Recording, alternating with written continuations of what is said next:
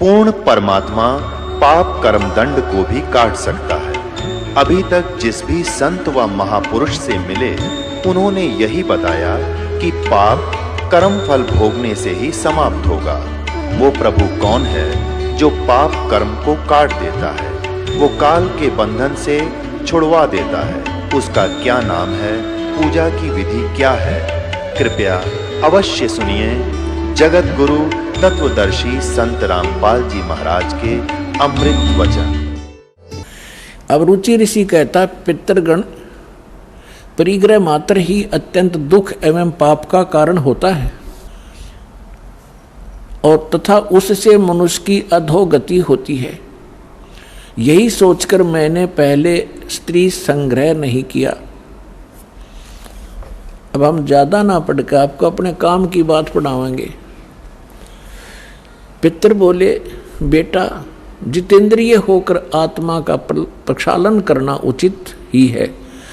तुम जिस पर चल रहे हो वह मोक्ष मार्ग है। रुचि ने पूछा, पितामहो वेद में कर्म मार्ग को किसको, जैसे ने भी बताया था कि इन्होंने बताया था इन पितरों ने कि गृहस्थ पुरुष समस्त देवताओं, पितरों, ऋषियों और अतिथियों की पूजा करके पुण्य लोकों को प्राप्त करता है। वह स्वाहा के उच्चारण से देवताओं को सवधा के शब्द से पितरों को अन्न दान, बलि, वैश्वदेव आदि से भूत और आदि प्राणियों एवं अतिथियों का उनको भाग समर्पित करता है। बेटा हम ऐसा मानते हैं, गृहस्थ आश्रम को स्वीकार ना करके तुमने जीवन में क्लेश पे क्लेश भोगने पड़ेंगे। भावार्थ है कि जो तुम ये श्राद्ध श्रुद्ध ना निकालता, ये निकाल है। अच्छा यूँ क्या कह रहा है फिर? ये कह रहे हैं कि जो तू लग रहा है ना, यूँ तो है मोक्ष मार्ग। अब इसके पूर्वज कह रहे हैं कि जो तू लग रहा है वो मोक्ष मार्ग है और हम बताओ वो नरक मार्ग में आ जा, तू मोक्ष मार्ग न छोड़ दे। ये देवता कह रहे, इसके पितर देखो। पितर बोले, बेटा जितेंद्रिय होकर आत्मा का प्रक्षालन करना उचित है, किंतु तुम जिस पर चल रहे हो तो मोक्ष मार्ग है। अरे हम बतावेंगे वो कौन सा मार्ग है। अब रुचि ने पूछा, पितामहो वेद में कर्म मार्ग को अविद्या कहा गया है। ये श्राद्ध श्रुद्ध निकालना, भूतों की पूजा करना, तेरहवीं करना, ये सारा कर्म मार्ग है, कर्म कांड है। वेद में कर्म मार्ग को अविद्या, मूर्खों का मार्ग कहा गया है। फिर क्यों आप लोग मुझे उस मार्ग पर लगाते हैं? पितर बोले, ये सत्य है कि कर्म को अविद्या ही कहा गया है, इसमें तनक भी मिथ्या नहीं। फिर क्या रह गया? अब इनकी अकल देखो, इनकी चोर ले गए इनकी अकल को, इन पितरों की, श्राद्ध निकलवाने वालों की। अब वो लड़का ठीक साधना कर रहा था अपनी वेदों के आधार से, और ये भी मानते हैं कि तू आप जो साधना करे तो मोक्ष मार्ग है।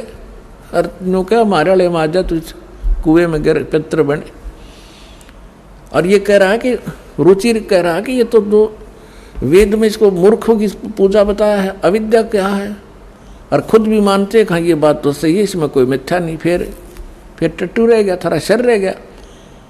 क्या रहेगा? जो वेद में रिजेक्ट कर दिया कि साधना नहीं करनी चाहिए, पितृ पूजा, भूत पूजा। अब कहने का भाव ये है कि इन्होंने इस रुचि को डरा धमका के, अटबट सुना के, अब जिसके पहले वाले चार दादे परदादे पिताजी दिखाई दे जा, ये तो खैर बुद्धिमान व्यक्ति था, थोड़ा बहुत इसने तो अपना तर्क दे भी दिया। और आपको कोई चार दादे दिख जाए तो जब समर्पण कर दो, बोलो जी के को हो वही कर दूंगा। तो हमने इन दादों के चक्कर में ही पड़ा नहीं। कई भक्त कहते हैं कि भाई जैसे अपने पूर्वज दिखाई दे जा, पिताजी दिखाई दे जा, और वो कहे कि मेरे श्राद्ध निकलवा दो, तो कैसे मना किया जा सकता है? पुण्यात्माओं, तर्क के साथ विवेक से चलना पड़ेगा हमने। वो तो कुएं में गिर गए, अरे वो कह काजा बेटा तू भी गिर जा इस कुएं में, बुद्धिमान तो पड़े नहीं। बुद्धिमान का कर्तव्य बनता है कुएं में गिरे हुए व्यक्ति को भी निकालने की चेष्टा करे, कोई ऐसा साधन खोज जाए, उसमें रस्सा फांस दे, तब उसने कहा आप भी पकड़ दो और बाहर आ जाओ, आपकी भी जान बचाए, मुझे क्यों मरवा रहे हो पिताजी। तो बुद्धिमत्ता इसमें होती है। अब कुएं में गिरे हुए व्यक्ति को निकालना चाहिए, ना कि भावुकता में छलांग लगा दे, दोनों मर गए फिरता है। तो इन गलत साधना करके जो भूत योनि पितृ योनि प्राप्त कर चुके हैं, उस साधना को हम नहीं करेंगे, नहीं तो हम भी उस कुएं में गिर जाएंगे। अपने आत्मा श्रीमद् भगवत गीता में क्या बताया है? श्रीमद् भगवत गीता अध्याय नंबर 9 के श्लोक नंबर 25 में कहा है कि जो देवताओं की पूजा करते हैं देवताओं को प्राप्त होते हैं, और जो पितरों की पूजा करते हैं पितरों को प्राप्त होंगे, पितर बन जाएंगे, और भूतों की पूजा करने वाले भूतों को प्राप्त होंगे, वह भूतों वाले ग्रुप में चले जाएंगे, भूत बन के। और गीता ज्ञानदाता कहता है मेरी भक्ति करोगे मुझे प्राप्त होगे। देखिएगा, ये श्रीमद् भगवत गीता गीता प्रेस गोरखपुर से प्रकाशित है, जयदयाल गोविंद का इसके अनुवादक हैं। अध्याय नंबर 9 के श्लोक नंबर 25 को आपके रूबरू करते हैं। ये है अध्याय नंबर 9 श्रीमद् भगवत गीता और 25वां श्लोक। देवताओं को पूजने वाले देवताओं को प्राप्त होते हैं, पितरों के पूजने वाले पितरों को प्राप्त होते हैं, पितरों को प्राप्त होंगे, पितर बन के जाएंगे वे, और भूतों को प्राप्त होने वाले भूतों को प्राप्त होते हैं, मेरा पूजने वाले मुझको प्राप्त होता है। अब वो इस पवित्र श्रीमद् भगवत गीता ने भी स्पष्ट कर दिया, भूत पूजोगे तो भूत बनोगे, पितर पूजोगे पितर बन जाओगे, और देवताओं की पूजा करोगे देवताओं के लोक में जाकर उनके अनुचर बनोगे। और गीता ज्ञानदाता कहता मेरी पूजा करोगे मुझे प्राप्त होगे। अंडरस्टूड है। अब सूक्ष्म वेद में कहा है कि राम रमे सो राम है, देव रमे सो देव, और भूत रमे सो भूत बने, समझ देख सुर भेव। अब आपको एक छोटी सी कथा सुनाता ये दास। जो हमारे सदग्रंथ हैं उनके अनुसार हम साधना करेंगे तो हम सफल होंगे। श्रीमद् भगवत गीता अध्याय नंबर 16 के श्लोक 23 और 24 में कहा कि अर्जुन, शास्त्र विधि को त्याग कर जो मनमाना आचरण करते हैं उनको न तो सुख होता है, न उनको कोई सिद्धि प्राप्त होती है, और न ही उनकी गति होती है, अर्थात यूजलेस। इससे तेरे लिए अर्जुन कर्तव्य और अकर्तव्य की अवस्था में कौन सी साधना करनी चाहिए कौन सी ना करनी चाहिए, उसके लिए सदग्रंथ यानी शास्त्र ही प्रमाण है। किसी अन्य व्यक्ति की लोक वेद पर विश्वास ना करना। अब आपको सत्संग में पहले बताया था कि सदग्रंथ कौन से हैं जिनमें वर्णित साधना हम करें वो शास्त्र अनुकूल है। पवित्र चारों वेद और पवित्र श्रीमद् भगवत गीता जो वेदों का निष्कर्ष है, और सूक्ष्म वेद जो परमात्मा ने स्वयं अपने मुख कमल से आकर यथार्थ ज्ञान दिया है। इसके अतिरिक्त जो पुराण हैं वो परमात्मा का आदेश संविधान नहीं है, वो ब्रह्मा जी का ज्ञान है। और ब्रह्मा जी के साथ साथ फिर उन्होंने प्रत्येक ऋषि ने अपना कुछ अनुभव मिला करके अलग अलग पुराण बांट दिए। शिव पुराण, विष्णु पुराण, जो देवी पुराण, मार्कंडेय पुराण। जैसे मार्कंडेय ऋषि जी ने ब्रह्मा जी से प्राप्त ज्ञान को अपने हिसाब से सेट करके वेदों से मिला करके बनाया। तो जो वेदों से मिलता है वो तो वेद ज्ञान है, और जहाँ मार्कंडेय ऋषि ने अपने तुक्के मारे हैं वो पुराणों का ज्ञान है, ब्रह्मा जी का ज्ञान है, वो गॉड गिवन नहीं है। जो परमात्मा का दिया हुआ ज्ञान है वो संविधान है, उसके अतिरिक्त किसी ब्रह्मा जी का या किसी ऋषि का दिया हुआ विधान है अध्यात्म मार्ग का, तो उसका अपना है, एक अधिकारी का आदेश है, मालिक का आदेश नहीं है। जैसे एक समय एक दरोगा जी का मित्र था, एक ग्रामीण किसान, और उसने अपने मित्र दरोगा से कहा कि मेरा एक पड़ोसी है, साथ वाले मकान में रहता है एक व्यक्ति, और वो मुझे बहुत दुखी करता है, कोई समाधान बताओ। तो दरोगा जी ने कहा कि मार उसका लठ, माप देख लूंगा। अब उस व्यक्ति ने अपने मित्र दरोगा जी यानी एक अधिकारी की आज्ञा का पालन करके अपने पड़ोस वाले उस व्यक्ति के साथ झगड़ा ठान लिया और उसका लठ मार दिया। लठ मारने से उसकी मृत्यु होगी। अब उस व्यक्ति ने एक अधिकारी की आज्ञा का पालन करके राजा का विधान भंग कर दिया। राजा का विधान है कि कोई किसी की हत्या करेगा तो उसको सजाए मौत होगी। वही अधिकारी वो SHO अपने उस मित्र को अरेस्ट करना पड़ा उसने और हवालात में डालना पड़ा और फिर उसको सजाए मौत होगी। तो पुण्यात्माओं, जो वेद गीता और सूक्ष्म वेद ये है विधान परमात्मा का। इसके अतिरिक्त कोई व्यक्ति विशेष या कोई ऋषि विशेष या कोई देव विशेष अपने सत्र का कोई ज्ञान आपको देता है, आदेश देता है कि ऐसा कर लो ऐसा कर लो। अगर वो वेदों में नहीं मिलता है तो वो परमात्मा का विधान खंड होगा उसकी आज्ञा पालन करने से। अब आपको थोड़ी सी झलक दिखाते हैं इन ये कहाँ से लाए श्राद्धने का ये सिस्टम। हमने अब आपको रोना आया करेगा, हमारे पूर्वजों की दुरुक्ति करवा दी इन लोगों ने, अंधों ने। एक टीचर का फर्ज बनाया अपने सिलेबस ने ढंग से जाने और फिर विद्यार्थियों को पढ़ावे। अब आपको दिखाते हैं श्री विष्णु पुराण। अपने आत्माओं, यही पुराणों की अगर माने तो पुराणों के अंदर भी बहुत सा ऐसा विवरण दे रखा है जो जैसे दास ने बताया था कि जैसे हमारे सदग्रंथ हैं ये एक वन है और वन के अंदर बहुत सी अच्छी जड़ी बूटियाँ होती हैं और जानकार व्यक्ति उन अच्छी जो आवश्यक हैं उन जड़ियों को निकाल कर एक औषधि बना लेता है। उस वन के अंदर, जंगल के अंदर ऐसी भी जड़ी बूटियाँ होती हैं जो हानिकारक भी होती हैं। तो जिसको ज्ञान नहीं वो हानिकारक जड़ी बूटियों को मिलाकर अगर बना देता है जुगाड़ कोई जड़ी बूटी तो वो दवाई बनाता है तो हानि करती है।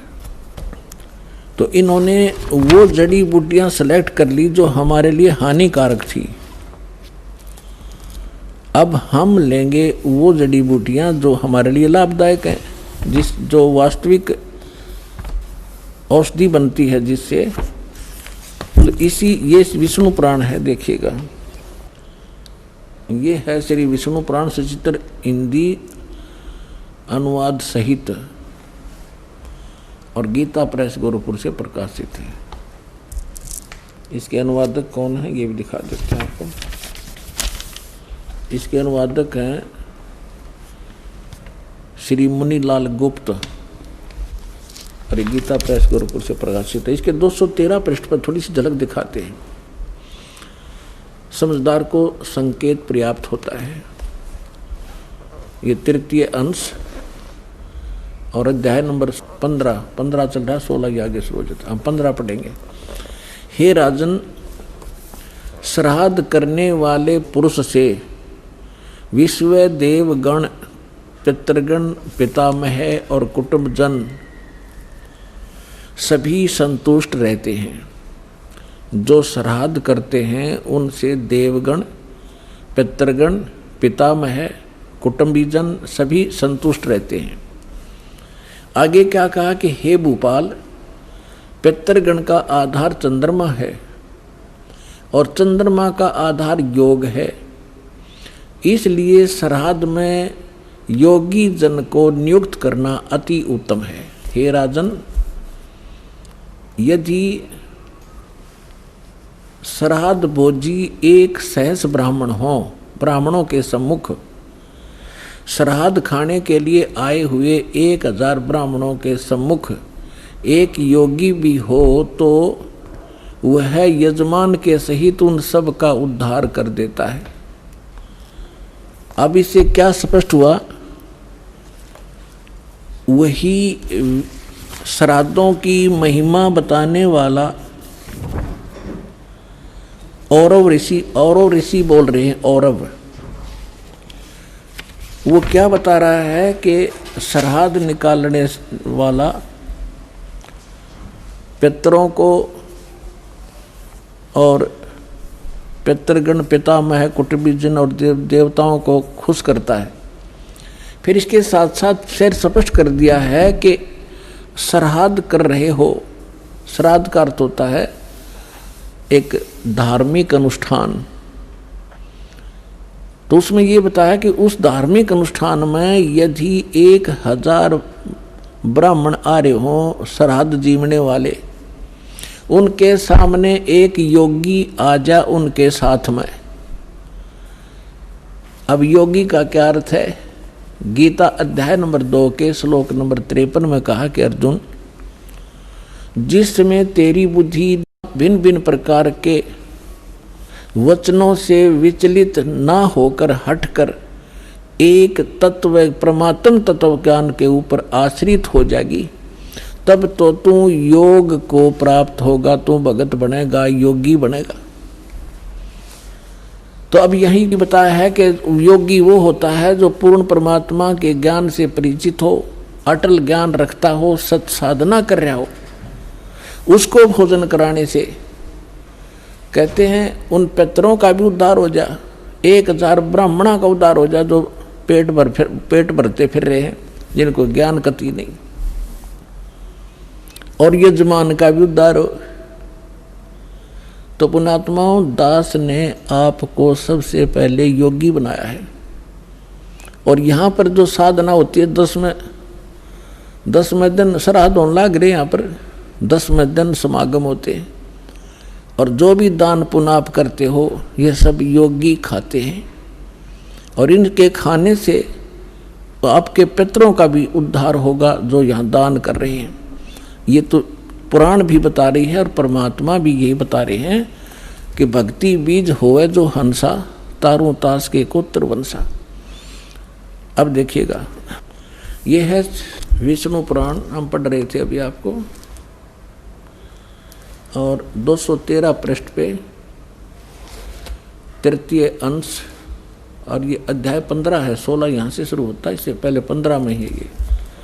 हे राजन, और ऋषि ब्राह्मण कह रहा है कि हे राजन, श्राद्ध करने वाले पुरुष से विश्व देवगण, पितृगण, पितामह और कुटुंबीजन सभी संतुष्ट रहते हैं। हे भूपाल, पितृगण का आधार चंद्रमा है और चंद्रमा का आधार योग है, इसलिए श्राद्ध में योगी जन को नियुक्त करना अति उत्तम है। हे राजन, यदि श्राद्ध भोजी 1000 ब्राह्मण हो, सहस्र मान 1000, और ब्राह्मणों के 1000 ब्राह्मणों के सम्मुख एक योगी भी हो, तो वह यजमान के सहित उन सब का उद्धार कर देता है। एक साध्य सब सधे है, सब साध्य सब जावे, माली सिंचे मूल को फिर फले फूले गाय। योगी वो नहीं है जो पेट का पानी हला के दिखा दे, ऊपर न पैर कर ले नीचे न स्वर, वो योगी नहीं है। वो तो एक प्राकृतिक चिकित्सक है वो व्यक्ति, वो संत नहीं है। योग का अर्थ होता है परमात्मा से मिलने का, योग करने का तरीका। योगी माने भक्त, साधक। तो अब आपको क्या सिद्ध हुआ कि हमारे सदग्रंथ वेद हैं, वेद अनुसार साधना करने से हमें हमारी शास्त्र अनुकूल साधना बनती है। और वेद और गीता दोनों एक ही हैं, और परमेश्वर ने जो ज्ञान दिया वो आपको सुबह सुना ही दिया था। रे भोली सी दुनिया, सतगुरु बिन कैसे सरिया, रे भोली सी दुनिया, सतगुरु बिन कैसे सरिया। अपने लला के बाल उतरवावे देख के चीना लग जइया, एक बकरी का बच्चा लेके उसका गला कटैया, रे भोली सी दुनिया, सतगुरु बिन कैसे सरिया। फिर काचा पाका भोजन बना के और माता धोकने गईया, और उस माता ऊपर कुत्ता मुत्ता, ओ क्यों ना मर गईया, रे भोली सी दुनिया, सतगुरु बिन कैसे सरिया। जीवित बाप के लट्ठम लट्ठा, जीवित बाप के लट्ठम लट्ठा, और मुँहे गंग पुचैया, जब आवे आसोज का महीना फिर कौआ बाप बनैया, रे भोली सी दुनिया, सतगुरु बिन कैसे सरिया। और उन्हीं से प्राप्त ज्ञान को गरीबदास साहब जी कहते हैं कि प्रेत सला पर जा विराजे पितरों पिंड भराई, और बहुर श्राद्ध खान को आए फिर काग भय कलमाही। नर से तीतु पशुआ की जय गद्दा बैल बनाई, ये 56 भोग कहा मन बोरे कित कुर्डी चरडे जाई। फिर क्या बताते हैं, जय सतगुरु की संगत करते ये सकल कर्म कट जाई, अमरपुरी पर आसन होते जहां धूप ना छाई। यदि तुम सतगुरु की शरण में आ जाते ये सारे फंड छूट जाते, ना श्राद्ध निकालने, ना पितर बनना, ना भूत बनना, और सतलोक चले जाते।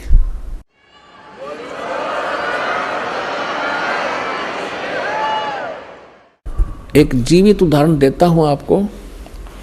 मेरे पूज्य गुरुदेव जी इसी हरियाणा स्टेट से भिवानी डिस्ट्रिक्ट में एक दादरी के पास बड़ा पैतावास गांव है, वहाँ के रहने वाले थे। उनका जन्म पवित्र ब्राह्मण कुल में हुआ था, लेकिन उनको ज्ञान हो गया था कि जिस आधार से ये ब्राह्मण कहलाते हैं ये ब्राह्मण नहीं है। ये तो एक परंपरा पड़ेगी। जैसे कोई वैद्य था और बहुत सुप्रसिद्ध वैद्य था, नब्ज पकड़ते ही रोग बता देता था और बढ़िया औषधि देकर स्वस्थ कर देता था। तो उस वैद्य के वंशजों को आने वाले समय में वैद्य कहने लग गए सारे, कृपाराम वैद्य, बलवान सिंह वैद्य, फलाना वैद्य। और वो वैद्य है केवल सरनेम बन गया उनका, वो वैद्य नहीं है। उस वैद्य के वंशज होने के कारण वैद्य नाम से प्रसिद्ध हो गए वह, और जानते नहीं पेट के दर्द की दवाई फिर खाक वैद्य है वो। इसी प्रकार जो ब्राह्मण हैं वर्तमान के, जिनको हम ब्राह्मण कहने लाएंगे ब्राह्मण, तो उस कुल में हमारे पूज्य गुरुदेव जी का जन्म हुआ। और उनको जब ज्ञान हुआ, जब पता चला कि ये तक केवल ब्राह्मण है, पंडित नहीं है। पंडित सोए जो पिंड की जाने। मेरे दादा गुरु जी थे, वो दिल्ली के अंदर छावला गांव के जाट थे, किसान। और वो हमारे जो दादा गुरुजी के जो गुरुजी थे, जो जिनके वो संपर्क में आए, उन्होंने उनको काशी विद्यापीठ में पढ़ा दिया उस किसान के लड़के को। और फिर वो 4 विषय के आचार्य बन गए। उनको पंडित चिदानंद नाम से जाना जाता रहा। आज भी उनका खरखोदा के पास में जिला सोनीपत हरियाणा में एक गोपालपुर छोटा सा गांव है, उसमें उनका आश्रम है हमारे दादा गुरुजी का। उस पर बोर्ड लगा हुआ है पंडित चिदानंद आश्रम। वो जाट होकर पंडित को आए, और हमारे गुरुदेव जी ब्राह्मण थे। बोले नहीं, हम ब्राह्मण नहीं, हम संत हैं। तो कहने का भाव ये है कि मेरे पूज्य गुरुदेव जी जब 15-16 वर्ष की आयु के थे, खेतों में पशु चरा रहे थे। पहले यही काम करते थे, गौएं चराते थे अपने अपने। इनके जमीन भी थी, खेती भी करते थे। और हमारे जो दादा गुरुजी थे उनके संपर्क में आ गए। इनको प्रेरणा हुई। इन्होंने सोचा कि यदि मैं घर से निकलूँगा वैसे तो पीछे पीछे घर वाले भाग लेंगे, ये फेर लाओगे पकड़ गए। उन्होंने ऐसी सूझबूझ की। पहले वन बहुत होते थे, जंगल होते थे बड़े बड़े। इन्होंने क्या किया, एक दिन 2 कपड़े ले गए अपने, 2 ड्रेस, एक पहन गए एक और ले गए। और शाम के समय जब पशुओं को लेकर चलने का समय हुआ, अपने साथी दूसरे ग्वालों से कहा कि आप चलो, मैं आ रहा हूँ, एक बार फ्रेश होया हूँ। जंगल में घुस गए और वो अपने पशु लेकर घर न आ गए।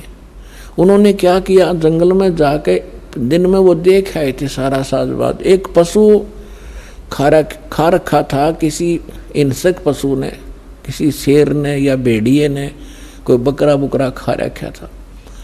उसकी अस्थि पड़ी थी। उनके पास, उनके ऊपर अपने कपड़े डाल दिए जो पहन के गया था, और दूसरे पहन करके वो सीधे चले गए जहाँ मेरे गुरुजी थे, उनके गुरुजी थे। अब रात्रि का समय हो गया। उस समय कोई ऐसा टॉर्च भी ना होया करती गांव में। लगभग 100-125 वर्ष पहले की बात है। कुछ देर इंतजार की। भाई वो उनका नाम था हरद्वारी बचपन का। तो घर वालों ने पूछा और दूसरे साथियों जो उनके साथ गए थे ग्वाले, भाई हरद्वारी नहीं आया। उन्होंने कहा कि वो आता ही होगा, वो फ्रेश होने चला गया था थोड़ा सा अंदर। काफ़ी देर इंतजार करके घर वालों ने चिंता बन गई, भाई कोई हिंसक पशु रहते हैं यहाँ पर जंगल में और बालक को कहीं हानि ना पहुँचा दियो। 10-15 व्यक्ति चले साथ में ग्वालों को लेकर के, जिनने देखा था इधर गया था अंधेरे में। उसमें ऐसी टॉर्च भी ना थी, एक दीपक सा जला रखा था, लालटेन दे रखी थी, थोड़ा थोड़ा टिमटिमाता सा प्रकाश था। ढूंढते ढूंढते खोजते खोजते अंदर गए, देखा तो वहाँ कपड़े पड़े, अस्थि पड़ी, एकदम अंधे हो गए। कहने लगे भाई बच्चा तो खा लिया, ओहो तो ये पड़ा भाई। फटाफट उसको उठाया, कपड़ों में बांधा, लाकर अर्थी बनाकर सुबेरे सुबेरे फूंक दिया। और फिर होगी उसकी 13वीं शुरू। अस्थि ठाई, फिर गंगा में डाल के आए, फिर 13वीं करी, महीना करा, 6 माही करी, वर्षी करी, और फिर हो गए वो श्राद्ध शुरू। वो जा रहे अपना कल्याण कराने के लिए। जब उनका सतलोक गमन का समय हुआ, मेरे पूज्य गुरुदेव जी मुख्य तौर पर पंजाब में रहा करते थे। पंजाब में एक तलवंडी भाई नाम का छोटा सा कस्बा है फिरोजपुर जिले में, और एक उनका आश्रम था मोगा में। तो तलवंडी में भी आश्रम था, अधिकतर वो तलवंडी रहा करते थे, वहाँ के सेवादार ज़्यादा थे। तो तलवंडी भाई वो रहा करते थे। दास को दीक्षा देने का आदेश वो दे चुके थे 1994 में। 1996 में वो अपने गांव में आए, इस पैंतावास दादरी के पास। हमें पता चला कि गुरुजी यहाँ आए हुए हरियाणा में। उनके साथ हमारे ही शिष्य, उनके बच्चे 2 सेवा में रहा करते थे। उनका संदेशा पहुंचा गुरुजी आ चुके हैं। तो दास भी चला गया, उसमें गांव-गांव में सत्संग किया करते थे। जब हम वहाँ पहुँचे, प्रणाम किया गुरुदेव को, उसमें सारा गांव देखने आया कि वो व्यक्ति तो जीव है जिसने हमारे मान रहे थे। सारा गांव देखने आया। वो गए थे लगभग 100 वर्ष के बाद। जाते ही बता दिया कि ये मेरे चाचा का घर था, ये हमारा घर था, हम इतने भाई इतनी बहन। तब उनको यकीन हुआ सचमुच तो वही हरिद्वारी है। सारी पीढ़ी बता दी। तो जब दास वहां पहुंचा तो एक 92 वर्ष की 92 ईयर ओल्ड उनकी भाभी बैठी थी। ऐसे बात चलती रही। मैंने उनसे पूछा कि जब हमारे गुरुजी घर त्याग कर चले गए थे तो आपने पीछे से कैसा महसूस किया? यहाँ नहीं थे, आपने मृत मान रखा था। तो उसने कहा भाई मैं आई ना, जब मुझे पता चला था कि इनका एक भाई निसंतान मर गया, बे औलादा मर गया, ऊत नपूत कहा कर देसी भाषा में। और इनके हिस्से की जमीन थी 3-4 एकड़, 4-5 एकड़ जमीन इनके हिस्से में आती थी। उसको मेरे पति और दूसरा मेरे पति का भाई, 3-4 भाई थे, वो प्रयोग किया करते थे। और जब घर में कोई ऊक चूक हो जाती, खेती ना होती, पशु मर जाते या कोई बालक बीमार हो जाते, तो हम पूछने जाया करते थे अपने पुरोहित पे, और वो पतरा वतरा दिखाया करते। तो वो कहा करते कि आपका एक बेऔलादा मर रहा है, निसंतान मरा हुआ है हरिद्वारी, और वो सिद्ध है तुमने, वो हानि कर रहा है, वो प्रेत बना हुआ है, पितर बना हुआ है, वो प्रेत बाधा तुम्हें दुखी कर रही है। उसके लिए फिर जैसा भी वो जंतर मंत्र बताते हम सारा कराया करते, श्राद्ध भी निकाला करते थे। तो फिर मैंने उनसे कहा माता जी, गीता जी में लिखा है 9वें अध्याय के 25वें श्लोक में कि भूत पूजनीय भूत बनेंगे और पितर पूजनीय पितर बनेंगे, देवताओं के पुजारी देवताओं के प्राप्त होंगे, मेरी भक्ति करने वाला मुझे प्राप्त होगा। तो ये तो गलत साधन आपके सामने देख लो, ये तो जनता का कल्याण करने लग रहे और आप इसका कल्याण के लिए ठगे जा रहे थे। बोली भाई बात तो सच्ची है। मैं बोला जी अब तो त्याग दो इन बकवादों को, इन श्राद्धों को। ने बोली ना भाई, ने को कर छोड़ दिया तो पुरानी लाग है, वहाँ बाढ़ में जाए पुरानी लाग है। अरे इतना प्रत्यक्ष देख रहे हो आप, फिर भी नहीं मान रहे, तेरा गजब हो। तो पुण्यात्माओं, सौभाग्य आपका, ये परिवर्तन होगा ये सच्चाई के आधार से। पहले तो हम डरा रखे थे नकलिया ने, नो नहीं करोगे तो न्यू हो जाएगा, फलान हो जाएगा, खाक हो जाएगा। मालिक सिर पर बैठे, समर्थ का शरण गहो रंग होरी हो, भाई कदे ना हो